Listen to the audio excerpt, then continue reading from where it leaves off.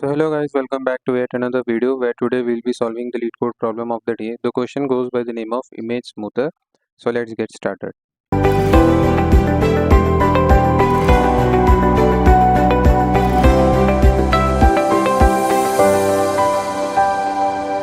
Some matrix, and what we have to do is for each of its cell, let's say the cell index is x comma y, we are going to get 8 different cells, right? Like 8 different neighbors are going to be present for that particular cell. And what we have to do is we have to add all those values and take the average value of it. Let's say the 8 different cells are over here, 8 cells value, and we have to divide it with the total number of cell that we have. And what we can say is for, let's say for 0 comma 0, for a 3 cross 3 matrix, this 0 comma 0 is not going to have 8 cells, right? The only neighboring cells that it is going to have is this and this. So for in such cases, what we have to do is we have to check, is that particular neighboring cell a valid one or is it out of bound? Now out of bound means, is it a valid index? Is that index present in the matrix or is it going out of the matrix? So for that what we can do is we can create a function, let's say is safe, and we can pass the value of the particular cell. Let's say it is x comma y, and let's say n comma m is the total number of rows and columns that we have. We can check that x is greater than equal to 0 and at the same time x is less than n. Similarly for y, we can say that y has to be greater than equal to 0 and y has to be less than m. Now if the index x comma y satisfies this condition, then what we can say is that the particular value that we have got is a, that particular neighbor is a valid cell or that cell is present in the matrix. So now the thing is how we can check for 8 different cells or 8 different neighbors that we have in the matrix. What we can say is, let's say this is a variable x comma y, and these are the values that are present in the cell. So this is going to be x minus 1, this is going to be x, this is going to be x plus 1, this is going to be y, this is going to be y minus 1, and this is going to be y plus 1. So this is going to be x comma y plus 1, this is going to be x plus 1 comma y, this is going to be x comma y minus 1, and this is going to be x minus 1 comma y. Now this value over here, that is its diagonal element or the diagonal value, is going to be x minus 1 comma y plus 1. This is going to be x plus 1 comma y plus 1. This is going to be x plus 1 comma y minus 1, and this is going to be x minus 1 comma y minus 1. Now what we can do is we can just create a array. Let's say we are creating two array, int dx and int dy. Now if we look, let's say we are starting from this point, right? Let's just name it as 1.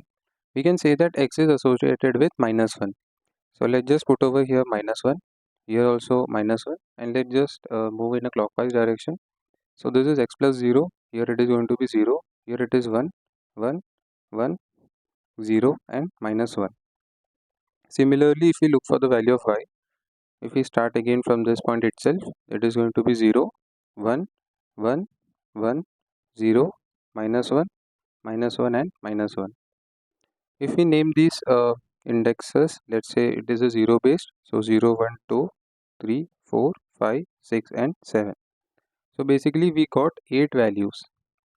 Now if we start a for loop starting from 0 and going up till index number 7, so for int k equal to 0, k less than 7, k plus plus, less than equal to 7, k plus plus, we can say that the new value of new value of x, we can name that as nx, is going to be x plus dx of k, and similarly the new value of y, let's just name it as ny, is going to be y plus dy of k.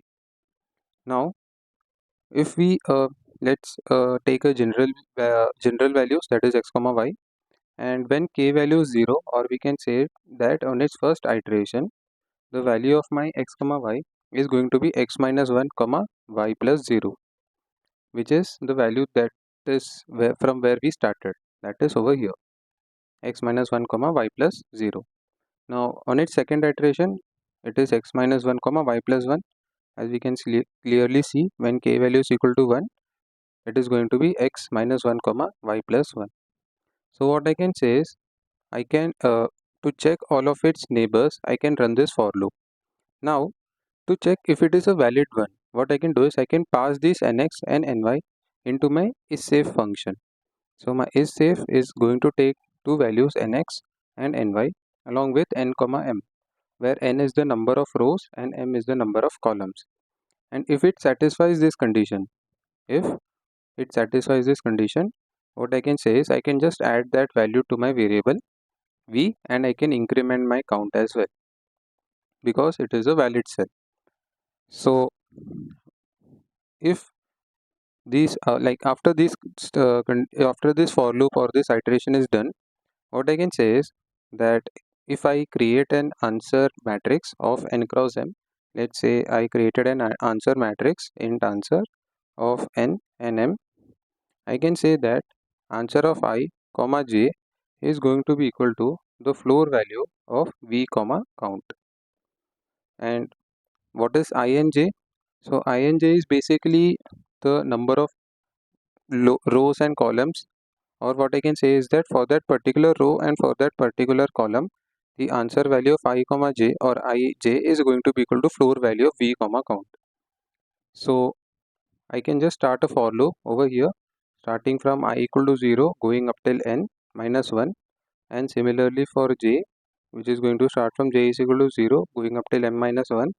Inside that I can create a variable v, which is going to be equal to my matrix of I of j, and I can initialize my count c or cnt equal to 1 because I have already included this value.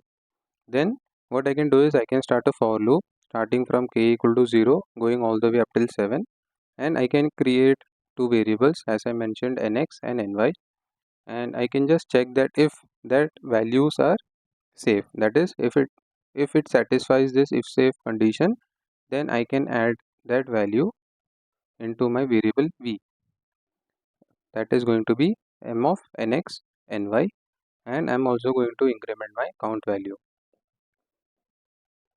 Once this stuff is done, what I can say is my answer of I of j is going to be equal to my floor value of v comma count.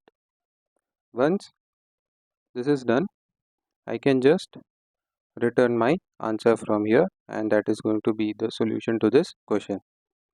So if we look at its constraints over here, what I can say is n and m can go up till 200. So in the worst case scenario, the time complexity is going to be n cross m cross 8. Why 8? Because for each cell I am iterating 8 times to look for its neighbors. And talking about the space complexity, it is also going to be O of n cross m, because I am creating an answer matrix where I am using n cross m space. So this is all about the time complexity and space complexity. So let's just code it up. So as I mentioned, I have created my isSafe function over here. This is going to be my isSafe function, and after that, what I have done is I have created my answer variable of size n cross m, and I have initialized its value with 0. Then I have started a for loop, which is I is equal to 0, I less than n, I plus plus, which is going to iterate over its rows, and I have also created a for loop which is going to iterate over its column. As I mentioned, my count value is 1 and v is equal to the value of the matrix or value of the cell. Then what I did was I started a for loop starting from k equal to 0, k less than 8, k plus plus, and I took those new values of nx comma ny.